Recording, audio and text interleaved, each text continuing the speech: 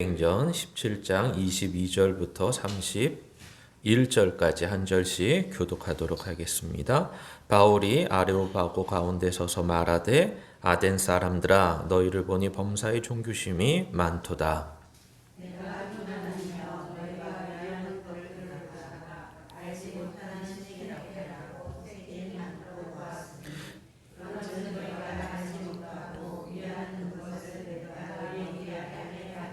우주와 그 가운데 있는 만물을 지으신 하나님께서는 천지의 주재신이 손으로 지으신 전에 계시지 아니하시고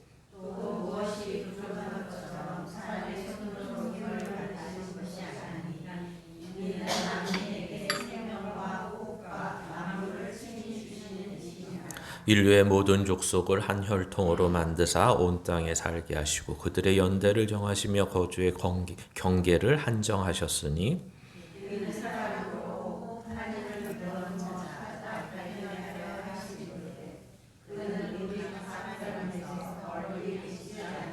우리가 그를 힘입어 살며 기동하며 존재하느니라. 너희 시인 중 어떤 사람들의 말과 같이 우리가 그의 소생이라 하니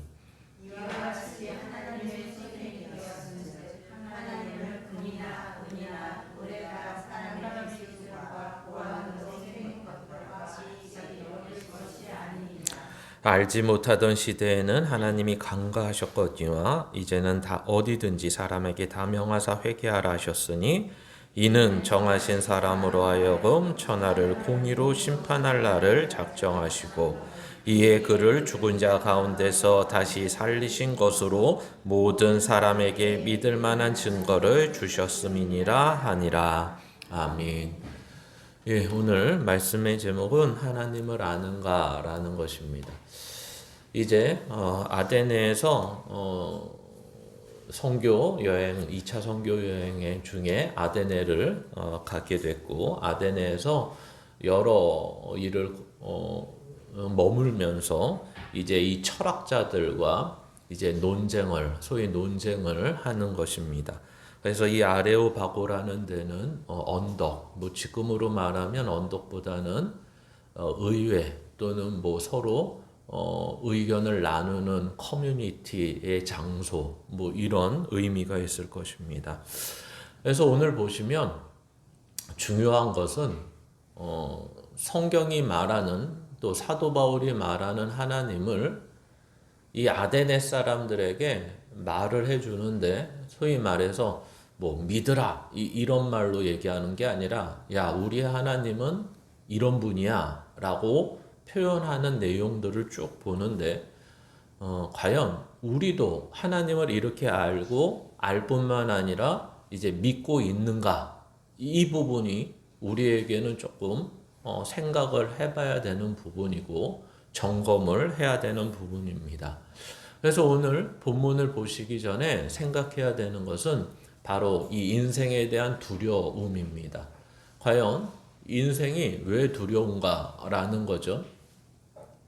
여러 가지 이유가 있죠. 그 중에 하나는 분명치 않기 때문에. 그리고 그 운명을 자꾸만 나에게 중심을 두기 때문에 내 운명이 어디에 묶여 있고 어떻게 인도받고 어떻게 정해져 있는지를 모르기 때문에 그런 것입니다. 또 더 나아가서는 세상이 말하는 인생의 기준에 미흡하기 때문에 그러니까 세상이 말하는 인생에 미흡하다는 것은 야 세상에서 그래도 사람답게 살려면 이러저러 해야 돼 라는 기준에 우리가 너무나 부족한 것이 많기 때문에 두렵기도 한 것입니다. 그리고 가장 중요한 것은 인간의 한계가 있기 때문에 가장 두렵죠. 그 한계라는 것은 결국 여러 가지 내용을 말씀드릴 수 있지만 일단 나이가 먹으면 먹을수록 나이가 들면 들수록 아이들은 좋아할지 모르겠지만 어른들은 또 60, 70, 80이 지나가면 결국 한계라는 게 진짜 뭔지를 알게 되는 거죠. 그 육신의 한계, 인생의 한계, 그리고 그 어떤 세상이 말한 기준이 부합되고 만족되더라도 그 인생이 두려운 것을 벗어나지 못하는 인간의 한계를 가지고 있다라는 것입니다. 그래서 이러한 두려움에서 사도 바울은 그것을 보는 거죠. 뭘 보냐면 이 아데네에 왔더니 오늘 딱 보는 게 뭐냐면 애초 우리가 저번 주에 봤던 내용 중에 근거가 되는 내용은 야, 이 아데네에는 우상이 참 많더라. 이 말로 시작을 했는데 오늘 본문은 그 내용을 뭘로 가지고 오냐면 야, 아데네 사람들은 종교심이 참 많더라. 이걸로 시작이 된다는 것입니다. 그러니까 이 말을 이 국어적인 이해로 하면 앞에 우상이 많다는 말과 종교성이 많다라는 말은 똑같은 말입니다. 왜 이렇게 우상이 많고, 그러니까 모든 종교가 왜 이 아데네에는 철학적 사고를 한다는 사람들에게 왜 이렇게 우상이 많은가? 이것에 대한 그 사람들에게 질문 아닌 질문을 던지는 거죠. 그러니까 그 이유는 간단합니다. 그 우상이 많고 종교성이 많은데 거기에다가 그 종교성이 많은 걸 또 어떻게 표현하냐면 야, 너희는 심지어 알지 못하는 신에게도 제사를 지낸다. 섬기고 있다. 알지 못하는 신의 그 단이 있다. 제단이 있다. 이 말로써 또 표현까지 하는 것입니다. 그러니까 우리는 이렇게 봤을 때, 야, 아테네 사람들은 참 무식하구나 라고 생각할 수 있지만 실제 이것을 역사 안으로 들어가서 보면 무식한 것이 아니라 지금 금방 말씀드린 인생에 대한 정확한 기준, 정확한 답이 없는 사람들의 모습을 전형적으로 보여주고 있는 것입니다. 그러니까 인생에 답이 없어요. 즉, 아주 쉽게 얘기하면 내일이 어떻게 될지 몰라. 그러니까 내일이 어떻게 될지 모르니까 오늘이라는 시간 속에서 내가 뭐를 해야 되냐면 내일을 준비해야 돼요. 그러니까 오늘이라는 시간 속에서 내가 오늘을 사는 것이 아니라 내일을 살기 위해 준비한다고요. 그러니까 내일을 살기 위해 준비를 한다는 건 야, 준비성이 좋구나. 이걸 얘기하는 게 아니라 결국 자기가 내일을 준비한다는 것은 그만큼 인생이 두려운 거예요. 그래서 오늘도 이 우상이 많고 종교성이 많은 사람들이 실제로 알지 못하는 신의 단까지 만드는 이유는 아주 간단합니다. 그러니까 역사 안으로 들어가면 이게 무슨 내용이냐면 어떤 지진 내지 또는 어떤 일들이 잘 되었을 때 그것이 이제 좋게 회복된 거죠. 근데 이게 문제가 뭐냐면 어떤 신이 우리에게 좋게 해줬는지 모르는 거예요. 제우스 신이 해줬는지 아프로디테가 해줬는지 또는 어떤 다른 신이 이러한 어려움 속에서 아테네 시민들을 보호하고 우리들을 구원했는지를 모르니까 혹시 어떤 다른 신이 우리가 모르는 신이 이 모든 것에서 우리를 구원하고 회복시켜 줬는데 혹시 그 신에게 감사를 하지 않고 섬기지 않으면 노할까봐 어떤 걸 세트로 종합 세트처럼 하나를 더 만들어 놓냐면 알지 못하는 신의 단을 하나 더 만들어서 그 신을 분노를 잠재우는 거죠. 혹시 우리가 무지해서 이 아덴의 시민들이 생각하는 무지는 그런 무지인 거예요. 혹시 우리가 다른 어떤 신이 있는데 그 신을 모르고 있어서 감사를 표현하지 못하는 바람에 그 신이 노해서 다시 한번 우리의 인생에 어려움을 줄까봐 그 알지 못하는 신의 단을 만들었다. 이렇게 성경은 얘기하고 싶은 거죠. 그러니까 이 사람들은 얼마나 자기 인생을 살면서 철학적 사고를 한다는 것은 예전 말로 말하면 이제 요즘 철학은 아니고요. 예전에 이 사람들의 헬레니즘 속에서 소크라테스, 플라톤, 아리스토텔레스 이런 사람들의 철학적 사고에서는 뭘 사고하는 것이 철학이죠? 인생이 무엇인가? 인생을 어떻게 살아야 되는가? 그래서 우리가 80년대, 70년대만 해도 대학생들이 1학년 때 들어가면 전공과 상관없이 이제 교양이라고 해서 철학 수업을 보통 듣게 돼 있었고, 그 철학 수업의 대표적인 질문들이 뭐냐면 인생이 무엇인가, 인생을 어떻게 살아야 되는가, 이런 것들을 철학적 논한 사람들의 어떤 인물들의 그 논한 것을 예를 들어 배우는 시간들이 있었던 것을 기억합니다. 지금은 그런 철학을 가르치지 않죠. 왜? 실용성이 없으니까.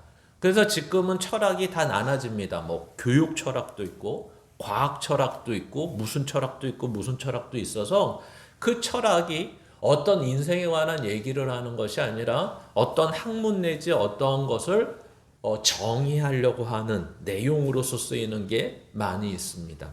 그래서 여기서 다시 돌아오면 이런 거죠.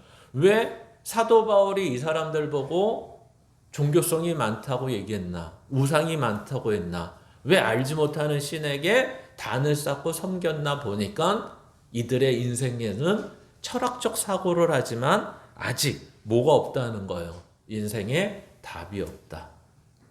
그리고 답이 없으니까 인생이 어떻죠? 두렵다. 이것을 성경은 설명하고 있는 것입니다.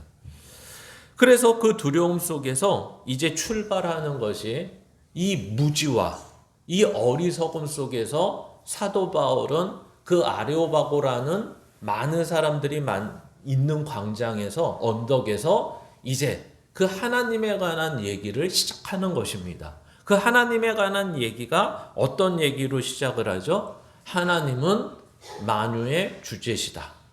너무 한자가 많이 들어가서 어려운데 이 말은 뭐냐면 하나님은 창조자시다. 그리고 하나님은 주관자시다. 통치자시다. 다스리시는 분이다. 좀 더 붙여놓으면 역사와 인생을 주관하시는 분이다. 여기서 역사라는 것은 큰 의미, 인생이라는 것은 한 사람에까지 하나님은 창조자시고 통치자시다. 우리가 잠깐만 기억하면 저번 주에 에피쿠로스 학파나 다른 학파를 얘기하면서 무슨 얘기를 했냐면 그들은 신이라는 존재, 창조라는 것을 아예 어떻게 했는지를 설명을 하지 못합니다. 그러니까 우리가 조금 철학적 도덕이나 윤리 고등학교 때 배웠던 시간에서 되돌아가면 이 철학적 사고에서는 어떻게 창조됐다라는 말을 하지 않고요. 이 세상의 근원이 뭐냐? 그래서 어떤 철학자는 물이라고 얘기한다. 어떤 철학자는 불이라고 얘기한다. 이런 식의 이 세상이 잉태되는 근원에 대해서 얘기하죠. 과연 지구가 어떻게 만들어졌느냐? 사람이 어떻게 존재하느냐라는 식의 얘기를 근원으로 얘기하지 어떻게 창조돼서 누가 만들었냐 이렇게 말하지 않습니다. 그러니까 이 사람들은 어떻게 되냐면 이런 근원이 있은 다음에 어떻게 되는 거죠? 그 다음에 신의 얘기를 합니다. 즉 다시 말하면 신이 이유가 되고 신이 원인이 돼서 뭘 창조했다 이렇게 얘기하는 게 아니라 신은 이 창조에는 아무 관여도 못했다. 어떤 누군가가 그 근원이 물이 있었는데 물이 어떻게 해서 이 지구가 됐다. 이런 식으로 근원에 대해서만 설명하고 그 다음 신이 하는 일은 인간에게 관여하느냐 인간에게 관여하지 않느냐 이 내용만을 설명하고 있었던 거죠. 그래서 에피쿠로스 학파는 이 신이라는 거는 존재는 하지만 인간의 삶에 관여는 안 한다 이렇게 했고 스토아 학파는 인간의 관여는 하지만 그 신이라는 존재가 인간의 이성을 통해서 관여한다. 이런 식의 개념을 갖고 있었던 거죠. 근데 오늘 보니까 이제 시작을 하는데 신이 어떠한 존재냐? 창조자며 통치자시다. 우주 만물을 만드셨다. 나중에는 인간을 만드셨다. 그리고 나중에 또 설명을 하겠지만 이 얘기를 역사를 주관하시는 분이다. 경계에 한정을 두신 분이다. 이런 식의 표현을 하는 거죠. 그러면서 이 내가 말하는 사도 바울이 말하는 하나님은 신전에 계시고 있는 분이 아니다. 다시 말하면 무소부재라는 한자를 쓸 수 있지만 여기선 그 얘기를 하는 것이 아니라 인간이 만들어 놓거나 인간이 통제하는 그런 신이 아니라는 거죠. 즉 다시 말하면 제우스 신은 어디 있냐면 저 신전에 있다. 알지 못하는 신은 어디 있냐면 저 알지 못하는 신전을 만든 데 있다. 이 사람들의 사고방식은 이런 거죠. 근데 사도 바울은 뭐라고 얘기하냐면 하나님은 그런 데 계시지 않다. 즉 신전이 없다. 이 얘기가 아니라 하나님을 인간은 통제할 수 있는 존재가 아니다. 아마 철학자들의 사고, 이 말을 알아듣는 사람에게는 굉장히 충격적인 이야기였을 것입니다. 야, 그 알지 못하는 신이 그런 신이 있었어? 이게 철학자들의 사고 속에서 나온 표현일 것입니다. 다시 말하면 사도 바울이 앞에서 말쟁이라고 표현을 했거든요. 즉 말만 잘하지 학식이나 철학적 사고가 없는 사람으로서 표현을 했는데 오늘 딱 들어보니까 첫 마디부터가 어떤 거죠? 야, 저 사람의 말은 요즘식으로 말하면 뭐냐면 패러다임의 전환이다. 완전히 새로운 얘기다. 아, 이 사람들 새로운 얘기 좋아하는데 그렇죠? 완전히 새로운 얘기가 되는 거예요.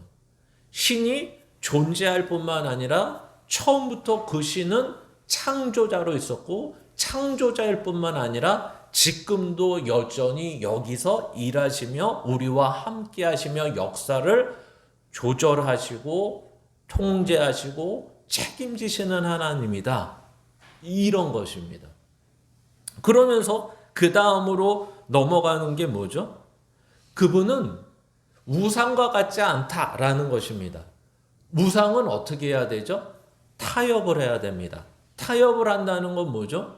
바다를 지나려면 그 바다의 신을 잠잠케 해야 되는데 그 바다의 신에게 제물을 드려야 되고 그 산에 험난한 고개를 넘으려면 그 산에 있는 신을 우리가 잠잠케 해야지 우리에게 해가 없고 농사를 잘 지려면 농사의 신에게 우리가 제물을 바쳐서 복을 빌어야지 농사의 신이 그것을 좋아해서 우리에게 복을 주고 이렇게 말하는 것입니다. 그러니까 여기서 섬긴다는 것은 한마디로 우상과 타협을 하는 거죠. 우리가 당신을 이렇게 잘해 줄 테니까 당신도 우리에게 이렇게 복을 주셔야 합니다. 이런 내용이죠. 그럼 여기서만 들어도 우리는 잘 알 수 있습니다. 뭘 잘 알 수 있죠? 하나님과 우리의 관계는 그런 관계가 아니다. 즉, 우리가 하나님을 섬기는 이유는 우리가 잘하는 표현으로는 하나님은 우리에게 은혜와 복을 풍성히 주시는 분이다. 근데 여기서 은혜와 복을 풍성히 주시는 하나님은 어떤 하나님이냐면 우리의 조건과 자격을 따져서 주시는 하나님이 아니다. 이런 거죠. 그러니까 예를 들어서 하나님을 노엽게 했더니 하나님이 우리의 농사를 망치셨다. 하나님의 말씀을 안 따랐더니 하나님이 비를 안 내려주신다. 이러지 않는다는 거예요. 하나님은 소위 우리가 표현할 때 그러한 치사한 하나님은 아니다. 그러니까 그 치사한 하나님은 아니다라는 표현이 뭐라고 얘기하냐면 하나님은 우상과 같지 않다. 그래서 더 나아가서 그 하나님이 어떤 하나님이냐면 창조주인데 그 창조주가 하신 일이 뭐냐면 생명과 호흡과 만물을 주시는 분이다. 그러니까 우리가 여기서부터 시작이 되었다. 그래서 그 다음 얘기가 뭐예요? 여기에서는 한 혈통으로 라는 표현을 썼는데 정확한 성경의 번역은 한 사람으로부터 그래서 시작이 됐다. 즉 다시 말하면 어떤 사람도 다른 어떤 존재, 다른 신이 만들어서 시작한. 그러니까 흑인은 흑인 신이 있고 백인은 백인 신이 있고 황인은 황인 신이 있어서 각자 그 창조자가 있는 것이 아니라 아담이라는 한 창조자, 한 사람으로부터 시작이 되어 지금까지 이 모든 게 나눠져 있었던 것이다. 그리고 그 하나님이 역사를 주관하시며 거주의 경계를 정하신 것이다. 즉 다시 말하면 하나님의 손이 거치지 않고 하나님이 통제하시고 주관하시지 아니하신 것이 없다. 이렇게 얘기하는 것입니다. 근데 이제 문제가 뭐냐면 이렇게 열심히 얘기하는데 알아들을까요? 또는 뭐 여러분들에게도 물어야 되죠. 지금 하나님이 이러신다는데 믿으십니까? 이런 얘기죠. 그리고 나중에 또 말씀드리겠지만 이런 하나님 인생에서 누군가가 이런 거죠. 전보로 다니고 오늘의 운세를 보고서 또는 꿈을 꾸고서 또 어떤 인생의 뭐를 생각하면서 불안해하고 두려워하고 이럴 때 그거 다 거짓이야, 속임수야.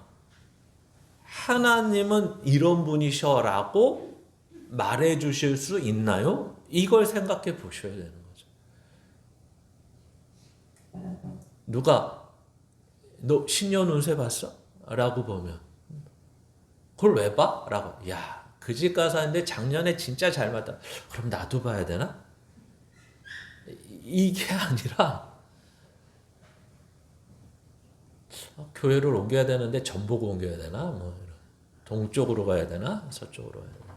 그러니까 이게 우리의 실상이죠, 실제는. 그러니까 세상이 두려워하는 거를 우리는 하나님이 있기에 안 두려워하는 게 아니라 똑같이 두려워하고 하나님은 뭐라고 표현해야 되나요? 그냥 여러 내가 보증 또는 보험식으로 하나씩 든 것처럼 되는 거죠. 그래도 혹시 모르니까 그죠. 여기서 혹시 모르는 것은 인생이 어떻게 될지 모르니까이 아니라 그래도 내가 아는 거는 사도 바울이 말하는 내용 말고 뭘 아냐면 죽어서 천국 가는 건 아니까. 그렇죠? 저와 여러분이 그래도 좀 아는 거, 그러니까 굉장히 이게 성경에서는 더 놀랍다고 얘기하는 거예요. 그러니까 놀랍다는 말은 좋게 말해서 놀라운 거지, 나쁘게 말하면 참 흥미롭네, 이상하네 이런 거예요. 하나님은 사도 바울이 여기에서 증거하는 대로 이런 하나님이세요. 지금도 우리와 함께 하시며 간섭하시며 인도하시며 살아계신 하나님으로서 증명하고 있는데 우리는 그 살아계신 하나님이 무엇만 하기를 생각하냐면 죽어서 천국 가는데 거기서부터 일하시고 거기서부터 뭔가 책임지시는 하나님처럼 알고 있다는 거죠. 그러니까 이 얘기는 무슨 얘기랑 동일하냐면 똑같지 않냐? 너나 나나 하나님 못 보는 건 마찬가지 아니야? 이거랑 똑같은 거예요. 그러니까 적어도 이 시대는 그러면 예를 들어서 제우스라는 신이 있다라고 하면 제우스 신을 누가 본 적이 있을까요? 근데 사람들은 봤다고 생각하는 거죠. 왜? 동상을 만들어 놨으니까. 제우스 신이 어떻게 생겼어? 포세이돈이 어떻게 생겼어? 어떤 신이 어떻게 생겼어? 그러면 다 살아서 움직이는 건 본 적이 없는데 다 신전의 동상을 보고서 아는 거예요. 근데 사도 바울에게 예를 들어서 이 사람들이 이제 나중에 또 조롱을 해요. 하나님은 어떻게 생겼대? 라고 하면 할 말이 없죠. 할 말이 없어요. 그러니까 이제 나중에 또 말씀드리지만 우리 하나님은 너희 손으로 조각해서 만든 그런 하나님이 아니야. 이렇게 얘기하는 거죠. 그러니까 이게 말싸움에는 사도 바울이 굉장한 것 같아요. 그렇죠? 이걸 믿는 사람에게는 정확한 진리인데 안 믿는 사람하고 싸워도 이 말싸움은 사도 바울이 이기고 있는 거예요. 현재는. 왜? 보여줘 그랬더니 너희 수준보다 한참 이래서 그는 보이지 않는 분이야. 너희 손으로 만들 수 있는 분이 아니야. 딱 이렇게 말하고 마는 거죠. 그러니까 우리가 이 얘기를 들을 때 하나님은 창조자셔. 하나님은 우리까지 인간까지 창조하셔서 지금 이렇게 되셨어. 이런 겁니다. 그러면 우리가 이제 역사를 얘기할 때 이런 거잖아요. 하나님이 역사를 주관하시면 과연 이 역사를 주관하신다는 말이 뭐냐라는 것을 궁금해할 것입니다. 그러면서 먼저 궁금해할 것은 예를 들면 이런 거죠. 인류의 역사가 얼마나 될까요? 또는 지구의 역사가 얼마나 될까요? 라고 했을 때 뭐 과학자들은 20억 년, 30억 년 뭐 이런 걸 얘기하고 또 이렇게 성경의 이 인류의 역사, 아담으로부터 역사를 취급하면 길어봤자 6천 년, 1억 년 될까 말까 그런 숫자적인 모습을 볼 수가 있습니다. 근데 우리는 성경을 볼 때 좀 유심히 봐야 되는 것 중에 하나가 이런 거죠. 여러분, 아담이 창조되었을 때 그 창조가 애기서부터 된 게 아니잖아요. 아담과 하와가 하나님이 만드셨을 때 그들은 벌써 뭐냐면 요즘식으로 하면 성인이었어요. 근데 예를 들면 과학에서는 이 지구가 몇 년 됐냐라고 했을 때 뭐 탄소 측정도 하고 무슨 방사선 측정도 하고 무슨 측정 동위 원소 측정 뭐 하면서 하면 이게 이만큼 되는데 도대체 1000년 갖고 안 된다는 거죠. 뭐 어떤 건 1억 년이 걸리고 어떤 건 10억 년이 걸리고 뭐 이렇다는 거예요. 그러면 아담과 하와가 태어난 다음에 그러면 기다렸을까요? 아담과 하와가 태어나기 이제 창조되기 전에 뭐 하셨죠? 하나님이 세상을 만드셨어요. 근데 이게 이제 재미있는 거죠. 과연 하루에 하나씩 두 개씩 만드셨는데 그 하루가 몇 년일까요? 하루가 진짜 우리가 하루일까요? 그 하루가 하루? 모르죠. 근데 문제는 뭐냐면 이 5일 동안 하나님이 천지 만물을 만드셨는데 어떻게 만드셨냐면 아담과 하와가 딱 창조되면 바로 살아갈 수 있게 만드셨다는 거예요. 그렇죠? 그 살아갈 수 있게 만드셨다는 건 가장 쉬운 말로 뭐죠? 에덴 동산에서 나무의 열매를 따다 먹게 하셨다는 거예요. 보통 나무를 사과나무를 한번 심으면 그 열매를 맺기까지 3년에서 5년이 걸린대요. 처음에 심으면. 요즘도. 근데 그러면 3년이나 5년 기다렸을까요? 그전에는 하나님이 계속 공급하시다가? 아닐 거예요. 바로 배고프니까 창조되고 바로 아침 식사를 했겠죠. 뭔가로. 근데 하나님이 공급한 게 아니라 그 에덴 동산에 있는 것을 먹었을 거예요. 그러니까 이 말이 무슨 말이냐면 우리가 측정하는 것은 10억 년 됐다, 20억 년 됐다 이렇게 측정하지만 하나님은 창조할 때 이미 인간이 그것을 사용하고 인간이 살 수 있게 해줬다는 거죠. 이게 하나님의 창조의 내용이라는 거예요. 그러니까 처음부터 이게 30억 년 된 걸 만들어 주시는 거죠. 만약에 과학으로 얘기한다면. 그러니까 처음부터 아담과 하와는 20살부터 시작을 하는 거죠. 그러니까 닭과 알 얘기하면 알부터 시작하는 게 아니라고요. 닭부터 시작한다고요. 닭부터. 그 얘기예요. 근데 그걸 과학으로 얘기하면 이만큼 지나서 인류가 나왔다 그러지만 아니요. 성경은 처음부터 이렇게 지난 걸 주신 거죠. 이런 성인을 주신 거예요. 그래서 한 사람으로부터 시작돼서 이 모든 것들을 이렇게 너희들이 철학적 사고를 하고 있다면 그 다음 얘기가 뭐냐면 이렇게 되는 거죠. 창조자가 있다, 역사의 주관자가 있다는 것을 알 수밖에 없다. 이거는 이제 로마서식으로 말하면 하나님을 알 만한 것을 너에게 주셨다. 이 말이에요. 즉 다시 말하면 여기에서는 구원자 하나님을 알 만한 것을 주신 게 아니라 우리 옛날식으로 말하면 조물주. 야, 이거는 인간이 어떻게 하거나 어떤 근원이나 어떤 박테리아나 어떤 뉴런이 이렇게 오랜 시간을 가지고 이렇게 돼서 인간이 되고 오랜 시간을 가지고 이렇게 화석이 되고 오랜 시간을 가지고 뭐가 됐어. 이 얘기를 하는 것이 아니라 아무리 생각해도 이거는 누가 만들고 어떠한 것을 운영하시지 않으면, 통제하시지 않으면, 조절하시지 않으면 있을 수 없는 거야 라는 정도는 알 수 있게 하셨다라는 게 오늘 이 사도 바울의 얘기입니다. 그러니까 우리도 보통 이 얘기를 신학에서는 일반 계시라고 하죠.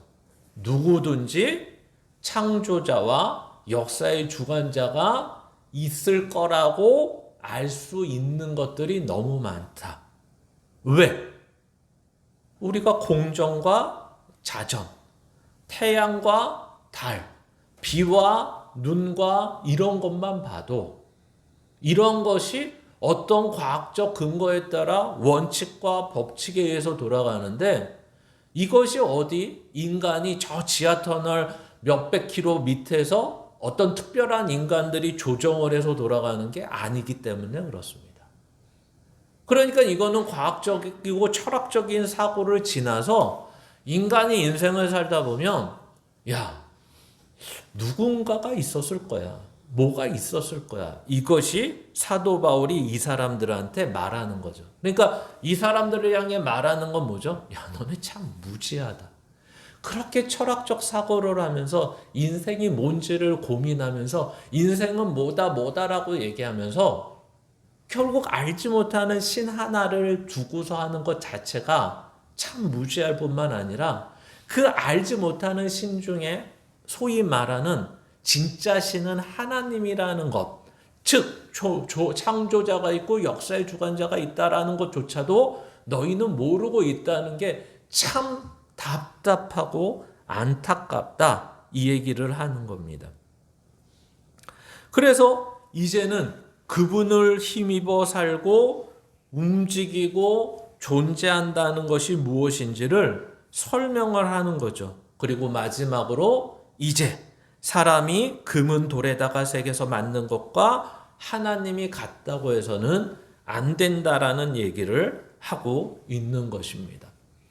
그래서 오늘 이러한 본문을 좀 이해하셨으면 첫 번째 우리에게는 아까 이미 질문한 것처럼 스스로에게도 질문하셔야 되고 또 내 주변에 하나님을 모르는 사람, 인생이 두렵고 인생이 무엇인지 모르는 사람에게도 동일한 질문과 대답을 하실 수 있냐라는 거죠. 당신은 인생이 뭔지 압니까? 안타까움이 있냐라고 말하는 것입니다. 그래서 우리는 하나님의 뜻을 안다는 거죠. 즉 여기서 조금 더 설명을 해야 되는 내용이 있는데 바로 이런 겁니다. 여러분, 하나님이 인간을 왜 만드셨습니까? 라는 질문이죠.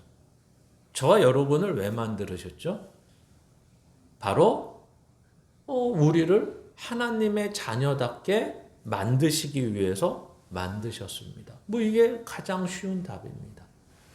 좀 다른 표현으로 하면 하나님이 우리와 영원히 함께 하시기 위해서 만드셨습니다.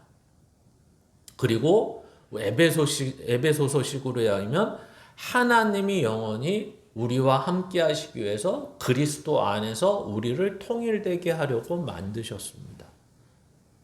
그러니까 우리는 인생이 어떤 게 되느냐, 인생이 무엇이냐라고 했을 때 답이 분명히 있죠. 하나님이 의지와 뜻을 가지고 만드셨다 이런 것입니다. 그러니까 철학적 사고, 과학적 사고라는 것은 이성과 법칙에 의한 것이라면 성경은 뭐라고 얘기하냐면 하나님이 그것마저도 만드셨지만 더 큰 이유가 뭐냐면 하나님의 뜻과 의지가 있었다라는 것을 말하고 싶은 거죠. 그러니까 철학적 사고로는 겨우 보는 게 뭐냐면 야, 하루에 태양이 뜨고 태양이 진다. 밤에는 달이 있고 별이 있다. 누군가가 이러한 법칙으로 이 지구를 내가 사는 땅을 운영해 간다. 이 정도만 알고 있다면 성경은 뭐냐면 그 법칙과 그 내용을 만들 뿐만 아니라 그 인간에게는 특별한 이유와 목적을 주신 분이 있다까지를 얘기하는 게 바로 사도 바울이 이야기하는 내용입니다. 그러니까 우리도 이 법칙과 이성에 의한 과학적 근거의 내용들도 알아야 되지만 인간의 가장 근본적인 건 뭘 알아야 되죠? 인간이 왜 있느냐? 이 천하 만물이 왜 지어졌느냐?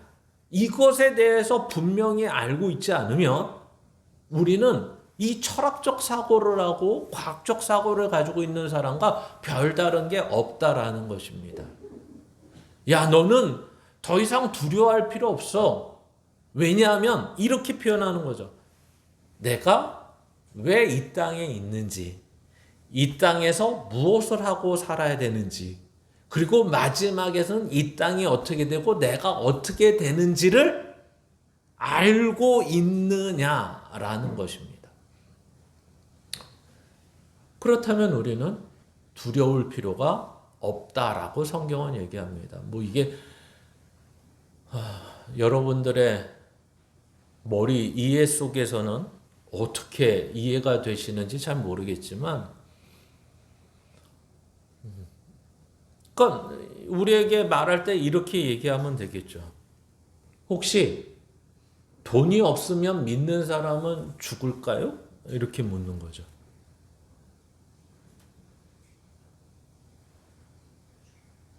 또는 세상이 말하고 내가 원하는 대로 안 되면 끝장날까요? 인생이 소위 말해서. 성경은 그것으로 끝장내지 않는다고 얘기합니다.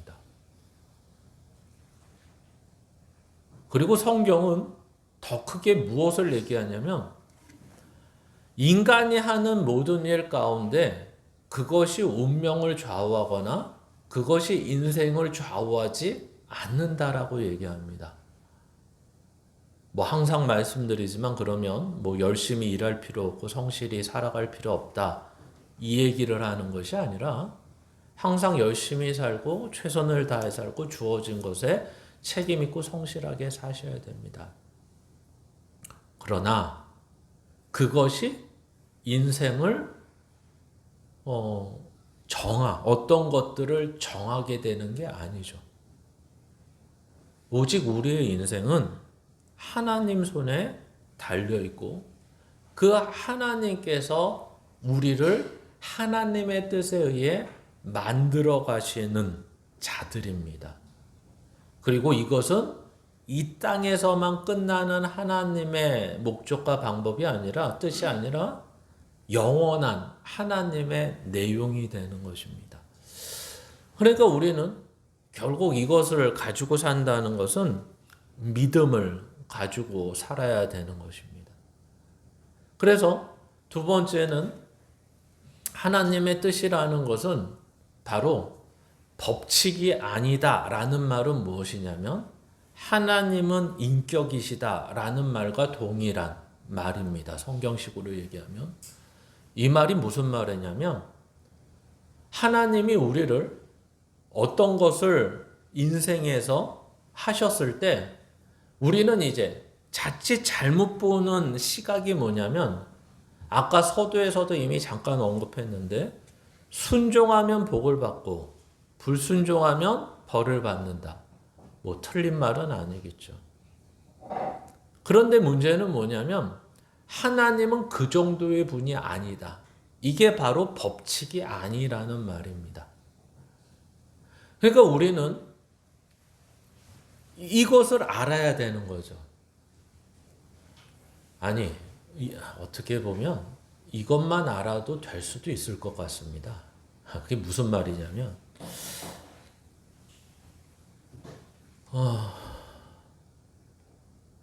그러니까 이게 인간은 더 쉬울 것 같기도 해요. 왜냐하면 뭐가 더 쉬울 것 같냐면 하나님께 순종하면 복 받고 하나님께 불순종하면 벌 받는다.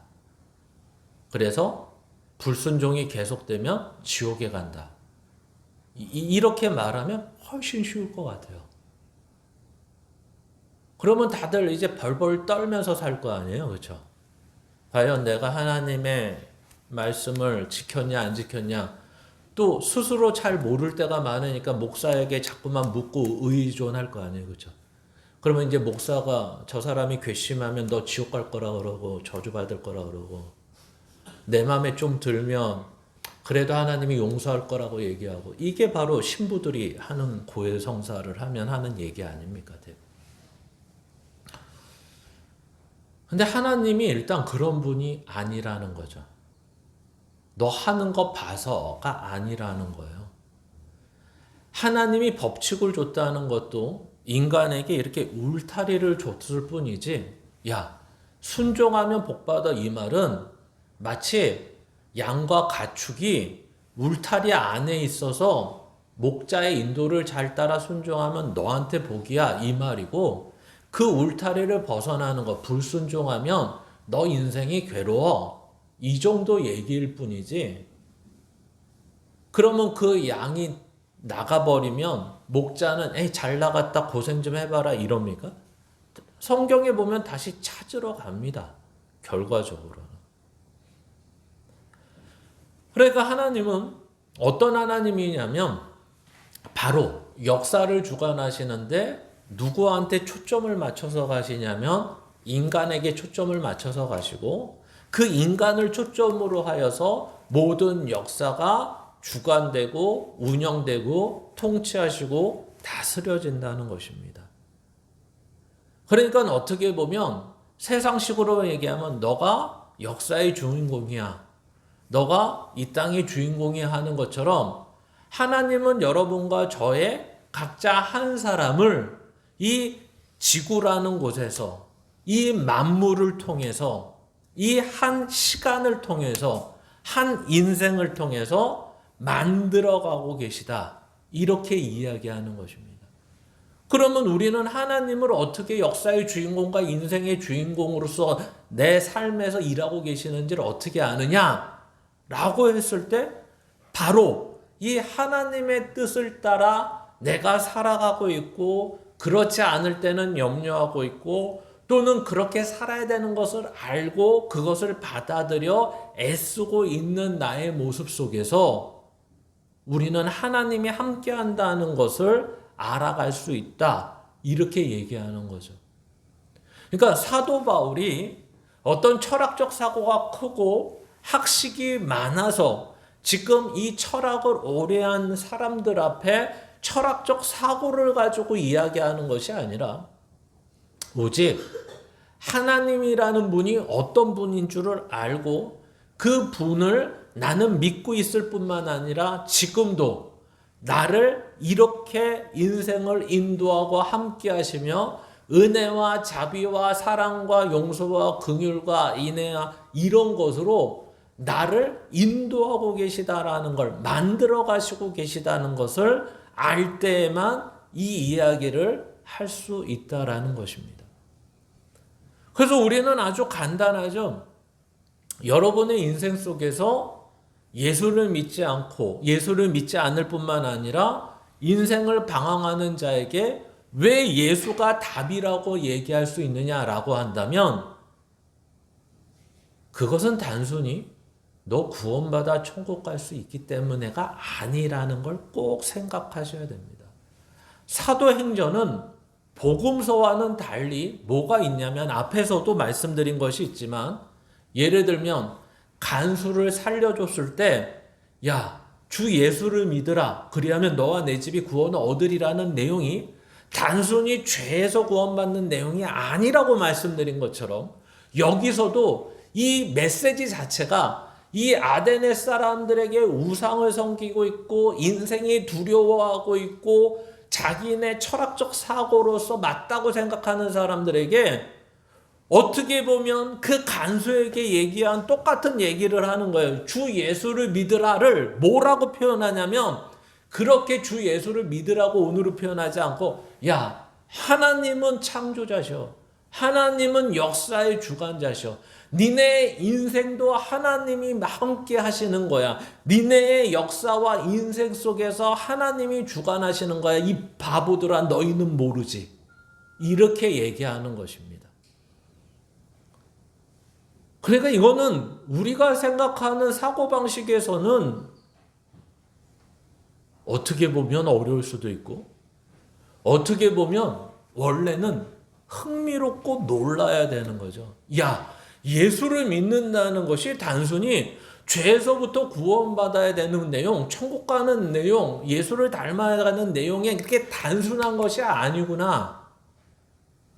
이 예수를 믿는다는 것 안에 들어오면 그 안에는 뭐도 알아야 되는 게 믿음이냐면, 하나님이 누구신지를 알고 하나님이 어떤 일을 하시는지를 알고 하나님이 나의 인생 속에서 무엇을 원하시는지도 아는 것이 믿음이구나.